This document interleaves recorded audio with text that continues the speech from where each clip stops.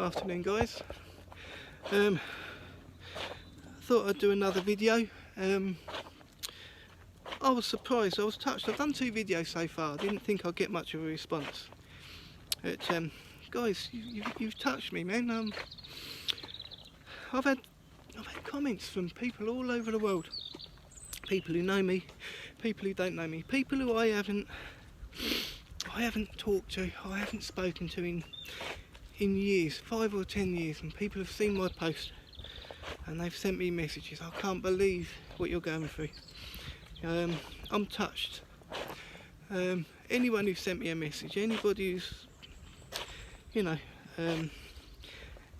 sent good wishes to me, and there's been a lot of you. I've had a lot of good comments. I didn't think anyone would really take any notice of my videos, but anyone who's sent me a message, anyone who's clicked like, clicked subscribe, just to help these videos get some viewings, thank you. So what I thought I'd do is share with you some of the questions and that people have asked me in the comments. On my 2 videos, people have left comments. Some people, they don't understand exactly what it is I'm going through, what I have, sarcoidosis. They don't understand it. Not many people do. So I thought I'd do like a question and answer, just to help explain what I'm going through, answer some of your questions that you've left. So here goes. What is sarcoidosis? Is it cancer? No. Sarcoidosis, it's not cancer, not at all. What is sarcoidosis then? Okay. There's 2 ways that I can describe it. I can describe it the way that I tell people. It's a way that I find people understand a little bit better. Might not be the medically or clinically correct term, but it gives people an idea, a more of a straightforward idea than what the doctors say. So, sarcoidosis, it's an autoimmune disease. So what happens? Okay, the way that I say it, when you have a transplant, an organ transplant, a liver transplant, a kidney transplant, your doctor will prescribe you probably a drug to stop your body rejecting its new organ. The drugs are like immune suppressants. Okay, so I haven't had a liver transplant or an organ transplant or whatever, but the way that I understand it is like my body is kind of rejecting my organs. So, I have it in my liver, my lungs, my heart, my lymph nodes and my kidneys. It can attack any organs, some people only get it in their lungs, more commonly their lungs and liver, but rarely your heart. I have it in my heart and a few other places that they know of. I could have it other places, but they're not sure. So that's kind of the way that I explain it to people that ask me, and they can kind of understand the severity of it. Now when you ask a doctor, the doctor will say it's an autoimmune disease. Your body, your immune system goes into like an overdrive, starts attacking various organs of your body, and it leaves things like called granulomas. Granulomas, as far as I'm aware, are like clumps of cells that form, that can lead to like scar tissue, or have scar tissue around them, and it stops your organs like your lungs, liver, kidneys, heart, in my case, stops them functioning properly. So yeah, basically, simply, without waffling on for hours, that is what sarcoidosis is. So, can you catch it? Is it contagious? And what causes it? Okay. No, you can't catch it. So if you can't catch it, it's not contagious. So, what causes it? Doctors think, or specialists think, scientists think, it's caused by particles. It could be from like a virus, bacterial, or like chemical particles. They don't know. I have heard, or I have seen people talk about perhaps stress. Sometimes stress can bring it on. And I heard a story about a person who's in a bad car crash, suffered severe trauma, and apparently that brought on sarcoidosis. Whether it brought on sarcoidosis or whether after the trauma and further investigation that brought on sarcoidosis, or they found sarcoidosis, who knows. But yeah, that's, no one really knows for sure, but they've got some ideas, you know.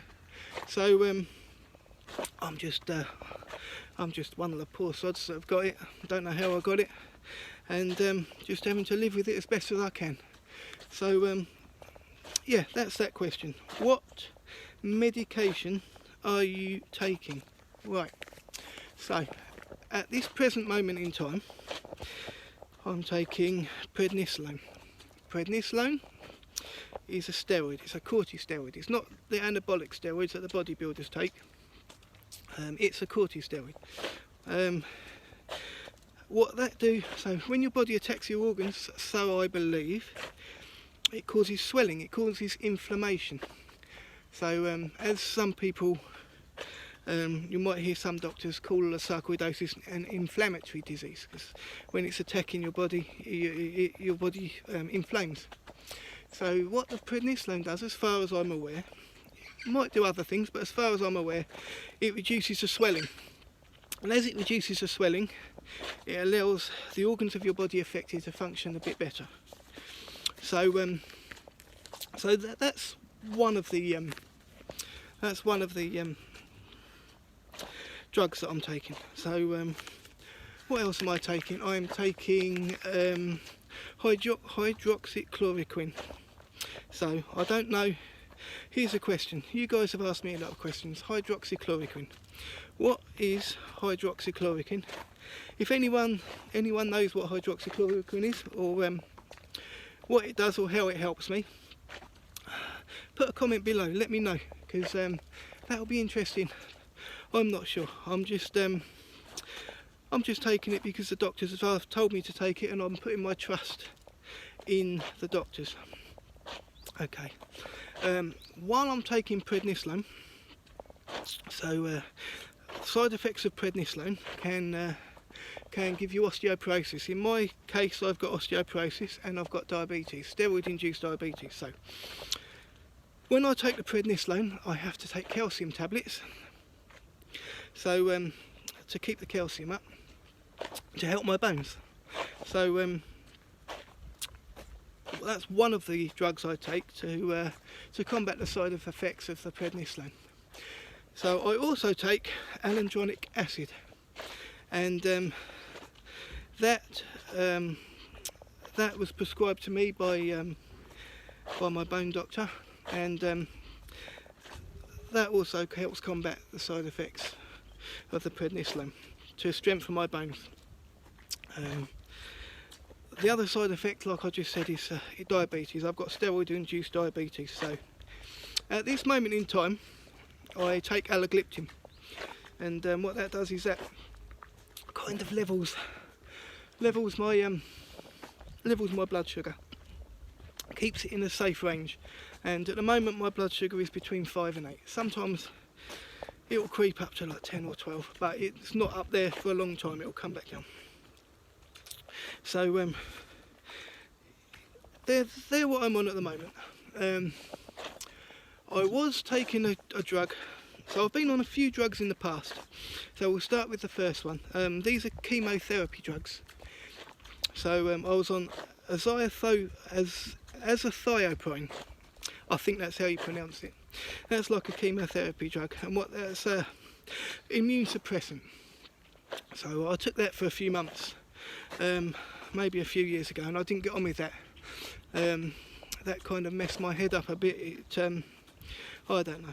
It's a place I don't want to go. I don't want to talk about being on that drug because it put me in a horrible place. Another drug another chemotherapy drug, I was on mycophenolate. I was on mycophenolate for a while, and then that's a chemotherapy drug as well, and what they do is they suppress your immune system. My Royal Brompton team of doctors that I have, they suggested I take methotrexate.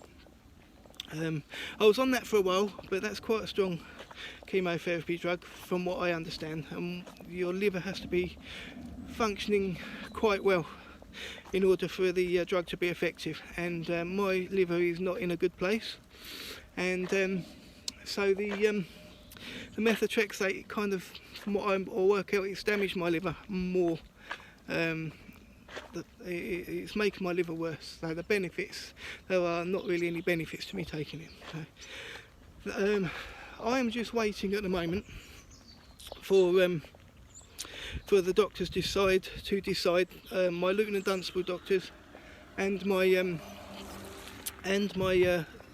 Royal Brompton doctors, they're talking at the moment over the last couple of days what route to go down. I think they're going to put me on mycophenolate and some other drugs.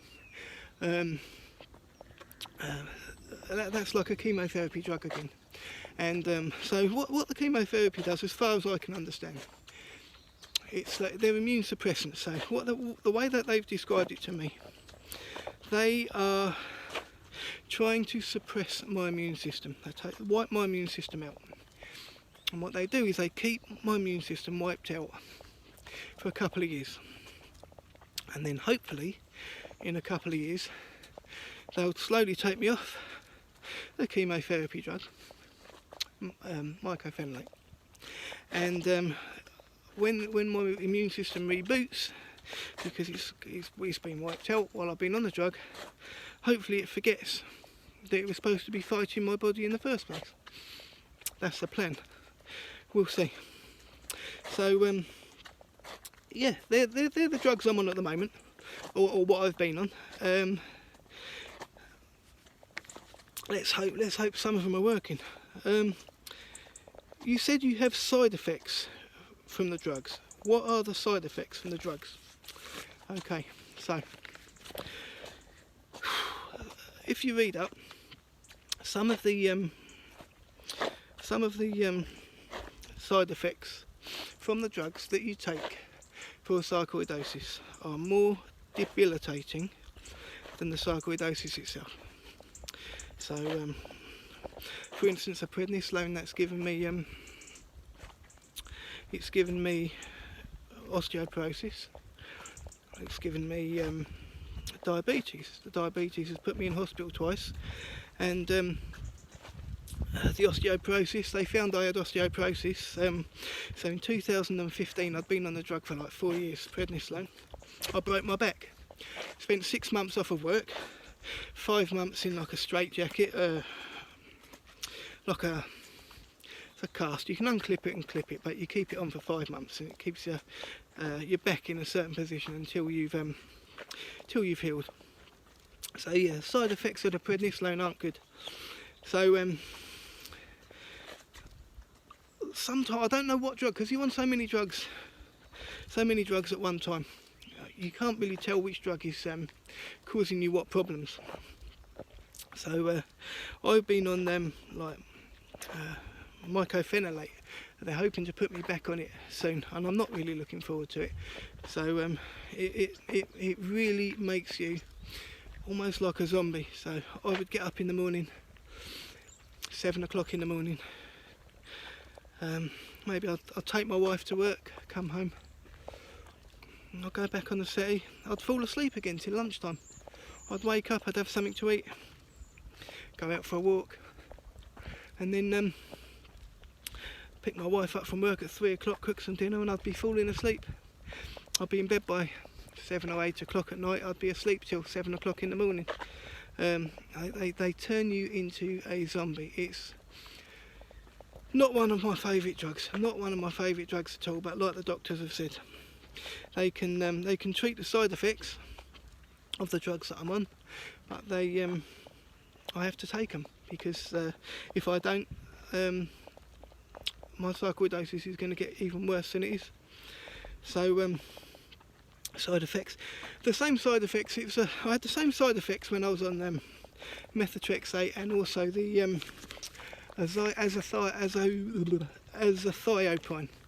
They're all chemotherapy drugs, and those are the same side effects. You kind of sit on the settee like you're a zombie. Your body aches. It's not nice at all. It's like I say, sometimes the drugs that you can be on are more debilitating than the illness itself. Truly, when the doctors say that, they really aren't lying. Some of the drugs are as good as they are, and as much as they're helping me out, the side effects are awful. So yeah, side effects. How does it affect you at work? Well, I've managed to work since 2011. I've never taken time off sick. Sometimes I've really struggled. Sometimes one of the things I've really struggled with is walking, where my legs ache. If I've been sitting down for like 5 minutes, I'll get up. My legs are killing me. I've got to wind myself up like an old man. You know, you kind of after like 30 seconds of walking, you kind of ease up. You know, it's like an old seized engine. I've always managed to work, and apart from twice last year I was in hospital, and when I broke my back, like I say, I had 6 months off work. But through the illness, I've always managed to work. I've just been, for the first time ever, told I can't work, can't drive a lorry, can't drive a car, can't go to work. Signed off on the sick long term. So yeah, it's given me a chance to walk about a bit and maybe do some videos, which is what I'm doing now. So yeah, how does it affect me at work? Good question. That's I've always managed to work until now, and yeah, as you can see when I do these videos, my breathing, I'm having a few good days at the moment, but my breathing is sometimes laboured. Sometimes I get out of breath very quickly. My heart palpitates and that. But like I say, I'm just going for a nice slow stroll at the moment. So you'll see my progress, or how bad I get, if I get any better or get any worse. If I do some more videos, maybe you'll see what's around the corner for me. But okay, one of the things, it's a good question. So in my last video, towards the end of the last video, I showed a bit of frustration towards the doctors when I was in the hospital. I think this question is referring to the bit. So when I was in hospital, and I said I was frustrated that when I'm in a hospital bed, they come and give me an ECG, and they check my pulse, check my heart rate, and they say there's nothing wrong. I've been resting in a hospital bed for 3 days. So my frustration is, the question was, you showed frustration towards the doctors. They're only doing their best. They're only trying their best. Yes, I get it. But sometimes I feel they don't listen. Sometimes I feel if they was just to walk behind me up the stairs and see me get out of breath, they would they'd understand me a lot more. You know, it's almost like when I'm sitting in bed and they tell me there's nothing wrong. It's like they think I'm making it up, like they think I'm lying. And one of the things there is, I start thinking to myself, is it in my head? Am I going balmy, like, you know? Another frustration was the doctors. You see one doctor, when I was in hospital, I said I saw 2 doctors a day, and they come round, and it's always a different doctor. And at the end of the week, I've seen 20 doctors, and each doctor has their own opinion, and they all say these different, what they think, how to treat it. And at the end of the week, it's like Chinese whisper. So nothing that got said by the first doctor is what the last doctor ends up concluding, and what the last doctor ends up concluding is normally what gets treated. That's normally what they think the final answer is, and that frustrates me. And I'll tell you what, I'll give credit where credit is due. And so my lung doctor, I'm going to say his name because he is a fantastic doctor. His name is Dr. Ramsey. He's my pulmonary doctor at the Luton and Dunstable Hospital. And he is the most professional doctor. He's given me all his time and all his care, and he's such a professional doctor. And he has a secretary, and sometimes the people behind the scenes, they don't get the credit that they deserve. They're behind the scenes. No one really sees them. They come to work, they go home, get no credit or get no praise, get no thanks. Well, Dr. Ramsey's secretary, I think her name's Bev or Beth. So she is a godsend. She is amazing. So there's been times where I've not felt well at all, and I've phoned Dr. Ramsey's secretary up, Bev. We'll call her Bev. I think her name's Bev. And she has gone above and beyond her call of duty to get me the care, to get me seen by a doctor. She's got to the point, so I work 4 on 4 off shift pattern, and she will phone me up before she makes an appointment and asks, am I free on this day? Because she knows what I do, 4 days on, 4 days off. She knows to phone me is going to stop any waste of time. Because sometimes if I have an appointment, sometimes I have to change it for a week later or change it for a date when I'm off. But she goes above and beyond her call of duty. So where credit is due, I will give credit. Okay, but there are also some doctors out there that are, let's say, not up to standard. They're not cutting the mustard. I'll give you an example. So I have a bone doctor. So when I broke my back in 2015, I see a bone doctor. I won't mention his name. And he said to me the first time I saw him, you've got osteoporosis. They did the bone scans. He said, I need to take alendrolic acid. It's fair enough. And he said to me, I must see you every single year, once a year, without fail. Okay. So off I goes for a year, alendrolic acid. A year later I get an appointment through. Okay, book time off work. I say book time off work, my boss is very good. So I can maybe switch some days. Some days when I'm off I can work extra days. And he's good to work around me like that now and again. So anyway, I took a day off work. And then about a week before the appointment I get a cancellation letter. Oh, I'm sorry, your appointment's cancelled. Here's a new date. And the new date's in 3 months' time. Okay, cool. So then 3 months' time comes, same thing happens again. About a week before my appointment, I'll get another letter. And then here's a new date. A new date was like 6 months' time. Okay. So this went on for about 2 years. Cancel. And then I got a final letter. And in the final letter, there was no new date. There was no new appointment date. It just said we will be in touch. Great. So I'm taking this alendrolic acid, and in the end, my bones are hurting. I'm not right. My back's hurting. My bones are hurting. My hips are hurting. So my lung doctor, great doctor, Dr. Ramsey, the one I keep raving about. So I said to him, what's been going on. He sent my bone doctor an email.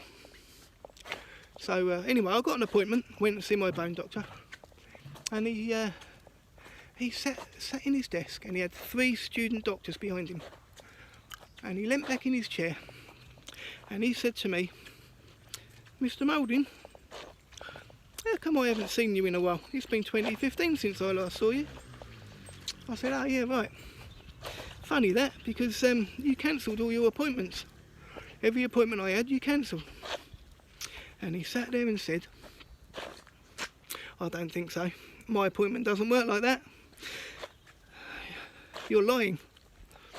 In front of these 3 student doctors. Made me look like an idiot. I've got the letters at home because I keep all my appointments, all my appointment letters. So I've got all the appointments of all the cancellations. So next time I see him, I shall show them to him. So there's a doctor. that I'm not very happy with. I'm waiting for an appointment to see him at the moment. It's been over a year. It doesn't surprise me. And we'll see when I get a new appointment. Actually, I'll speak to Dr. Ramsey, because I keep putting on him because some of the other doctors, not cutting the mustard 100%, but they do their best, you know.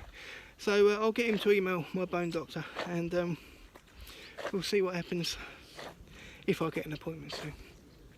So yeah, credit where credit's due to the good doctors. I am Dr. Koranis at the Royal Brompton Hospital. Wow, what a doctor.